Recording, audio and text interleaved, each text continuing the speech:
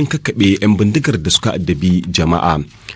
To a jamhuriyar Nijar tun bayan da shugaban kasar Bazoum Muhammad ya bayyana aniyar son shiga tattaunawa da 'yan ta'adda domin ganin an kawo ƙarshen zubar da jinin da ake samu a kasar, ra'ayoyi ke ci gaba da kare kaina a kasar, inda wasu ke ganin bai dace ba a yayin da wasu kuma ke ganin in dama ta ki sai a koma hagu, kamar da yadda Musa Cangare na ƙungiyar farar hula ta Alternative ke cewa.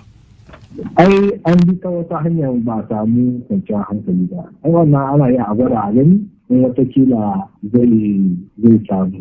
Shi dai ne abin da na sani a duka duniya inda ake tashin hankali ana samu a zamna a kasan tsakanin bangarori wanda suke yaki da juna. Kuma komai dadewan wani rikici karshen ta zai a zama a teburin sulhu. In yaki tsakanin kasashe ne, in yaki ne cikin kasa tsakanin bangarori biya da aka yi rikici sai an zamna an tattauna an yi a yare ma juna a dauki wani su matakai. Duka rikici na duniya abin da ya gada kenan. Kenan ba za a ce ba a Nijar ka a yi haka ne.